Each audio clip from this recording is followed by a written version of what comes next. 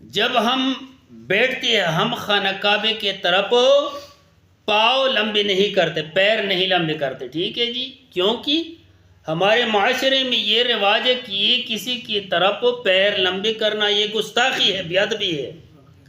اور یہاں تک ہے کہ امام ابو حنیفہ رحمۃ اللہ علیہ نے اپنے استاد کی گھر کے طرف بھی کبھی پاؤں لمبی نہیں کیا، یہ میرے استاد کی گستاخی ہے۔ ہمارے معاشرے میں قبلے کی طرف پاؤں لمبے کرنا گستاخی ہے، یہ مطلق حرام ہے۔ لیکن عربی لوگ جو ہے نا وہ جب سو جاتے ہیں قبلے کی طرف سیدھے اس طرح پاؤں لمبے کرتے اور سو جاتے ہیں۔